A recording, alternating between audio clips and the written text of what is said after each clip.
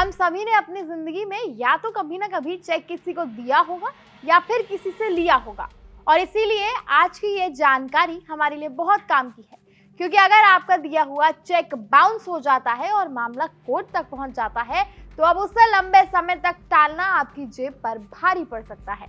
अब सवाल ये है कि चेक बाउंस आखिर होता क्या है, कोर्ट में मामला पहुंचने के बाद क्या होता है, और आखिर ऐसा क्या बदल गया कि देर से समझौता करने पर अब ज्यादा पैसे देने पड़ सकते हैं। ये सब कुछ आज हम आपको बताएंगे आज की काम की खबर में। सबसे पहले समझते हैं कि आखिर चेक बाउंस होता क्या है। जब कोई व्यक्ति किसी को चेक देता है और सामने वाला उसे बैंक में जमा करता है, लेकिन बैंक किसी वजह से उस चेक का भुगतान नहीं कर पाता तो उसे चेक बाउंस कहा जाता है। इसकी सबसे आम वजह होती है खाते में पर्याप्त पैसे ना होना, लेकिन सिर्फ यही कारण नहीं है। गलत सिग्नेचर, ओवरराइटिंग, चेक की वैधता यानी वैलिडिटी खत्म हो जाना, खाते का बंद हो जाना या बैंक द्वारा किसी तकनीकी कारण से भुगतान रोक देना भी चेक बाउंस की वजह बन जाता है। यहाँ एक और जरूरी बात जान लीजिए। बहुत से लोगों को लगता है कि चेक बाउंस होने पर सिर्फ कोर्ट केस का खतरा होता है, लेकिन ऐसा नहीं है। कई बैंक चेक बाउंस होने पर अलग से चार्ज भी वसूलते हैं।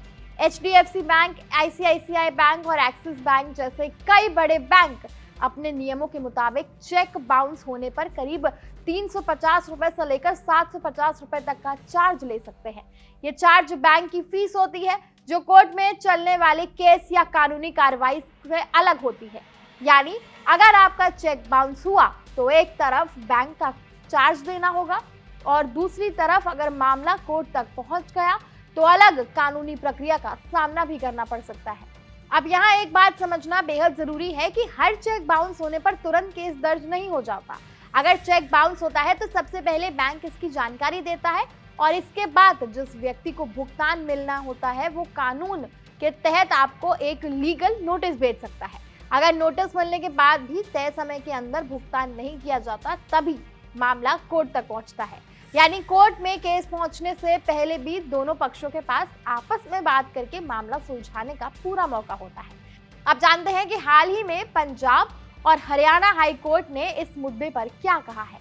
हाई कोर्ट ने एक चेक बाउंस मामले की सुनवाई के दौरान साफ किया कि अगर दोनों पक्ष समय रहते समझौता कर लेते तो उन्हें राहत मिल सकती थी, लेकिन अगर मामला लगातार आगे बढ़ता रहता है और बाद में जाकर समझौता होता है तो अतिरिक्त चार्ज भी बढ़ता जाएगा। यानी जितनी देर से समझौता होगा उतनी ज्यादा रकम आपको देनी पड़ सकती है। यहाँ यह भी समझना बेहद जरूरी है कि ये कोई नया कानून नहीं है। हाई कोर्ट ने अपने फैसले में सुप्रीम कोर्ट के पहले से तय नियमों का पालन किया। सुप्रीम कोर्ट ने पहले ही कहा था कि चेक बाउंस के मामलों में जल्दी समझौता होना चाहिए ताकि अदालतों पर मुकदमों का बोझ कम हो और लोगों का समय और पैसा दोनों बच सके। इसी सोच के तहत अलग अलग चरणों के लिए अलग अलग अतिरिक्त चार्ज तय किए गए हैं। अब जानते हैं कि किस चरण पर कितना अतिरिक्त चार्ज देना पड़ सकता है। अगर मामला शुरुआती दौर में सुलझ जाता है, यानी ट्रायल शुरू होने से पहले ही शुरुआती सुनवाई के दौरान दोनों पक्ष समझौता कर लेते हैं तो आमतौर पर कोई अतिरिक्त चार्ज नहीं देना पड़ता। लेकिन अगर मामला ट्रायल कोर्ट तक पहुंच जाता है, गवाहों और सबूतों की प्रक्रिया शुरू हो जाती है और फैसला आने से पहले समझौता होता है तो चेक की रकम का 5% यानी 5% तक अतिरिक्त चार्ज देना पड़ सकता है। अब अगर मामला ट्रायल कोर्ट से आगे बढ़कर सेशन कोर्ट या हाई कोर्ट तक पहुंच जाता है तो उसके बाद समझौता होता है तो अतिरिक्त चार्ज बढ़कर चेक की रकम का 7.5% यानी 7.5% तक हो सकता है। वहीं अगर मामला सुप्रीम कोर्ट तक पहुंच जाता है और उसके बाद समझौता किया जाता है तो चेक की रकम का 10% तक अतिरिक्त चार्ज देना पड़ सकता है। ये रकम चेक की मूल राशि के अलावा होती है। इसे एक आसान एग्जाम्पल से समझ लीजिए कि मान लीजिए किसी व्यक्ति ने 10 लाख रुपए का चेक दिया और वो बाउंस हो गया। अगर मामला शुरुआती स्तर पर ही सुलझ जाता है तो अतिरिक्त चार्ज नहीं लगेगा, लेकिन अगर यही मामला सुप्रीम कोर्ट तक पहुंचने के बाद जाकर सुलझता है तो उसे 10 लाख रुपए के अलावा करीब 1 लाख रुपए तक अतिरिक्त चार्ज देना पड़ सकता है। यानी सिर्फ देरी करने की वजह से उसका खर्च काफी ज्यादा बढ़ सकता है।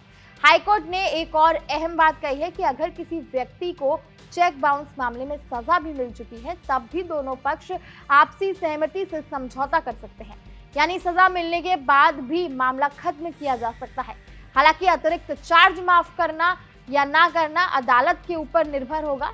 अगर कोर्ट को लगता है कि मामला विशेष परिस्थितियों वाला है, तभी वो राहत दे सकती है और इसके पीछे की वजह भी अपने आदेश में दर्ज करेगी। अब यहाँ सवाल यह है कि आखिर अदालतें जल्दी समझौते पर इतना जोर क्यों दे रही हैं? इसकी वजह है कि देश की अदालतों में पहले से ही लाखों मामले हैं। चेक बाउंस के मामलों की संख्या भी काफी ज्यादा है। अगर ऐसे मामलों में दोनों पक्ष समय रहते समझौता कर ले तो अदालतों का बोझ भी कम होगा और लोगों का समय और पैसे दोनों बचेंगे। अगर आप कारोबार करते हैं या अक्सर चेक के जरिए लेन देन करते हैं तो कुछ बातों का हमेशा ध्यान रखिए। चेक जारी करने से पहले अपने खाते यानी अकाउंट में पर्याप्त बैलेंस जरूर चेक करें। चेक पर सही तारीख, सही राशि और सही हस्ताक्षर यानी सही सिग्नेचर जरूर करें। अगर किसी वजह से समय पर भुगतान नहीं कर पाएंगे तो सामने वाले व्यक्ति को पहले ही इसकी जानकारी दे दें। कई बार बातचीत से मामला सुलझ जाता है और कोर्ट तक जाने की जरूरत ही नहीं पड़ती।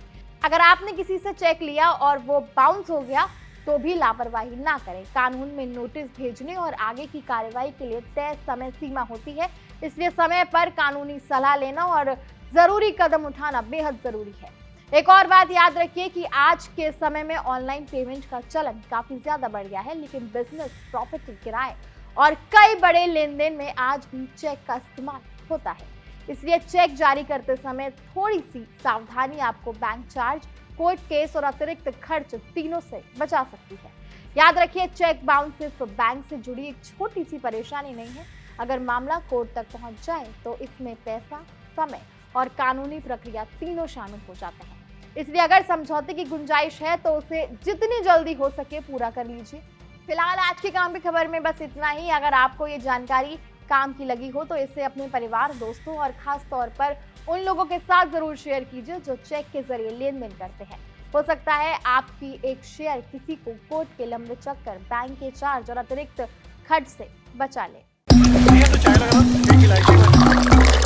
यहाँ ताजा खबर के साथ हर दिन की शुरुआत कड़क है। आमने सामने बैठ रखते हैं बात पूरे दम से, आराम से। चर्चा होती है बेधड़क। यहाँ किस्से कहानियों में बोल सरल और अंदाज बेहद कड़क मिलता है। जीने में एक तेवर है जो आता है सही ज्ञान, जानकारी और उससे कमाई कड़क नोट से। इधर मौके पर चौका नहीं, छक्का लगा जलवा दिखाते हैं। कड़क क्रिकेट से अपने रोमांच को जो बढ़ाते हैं। यहाँ की हर बात का मिजाज एक है, मिजाज कड़क। आपका अपना YouTube चैनल कड़क लाइव बेधड़क।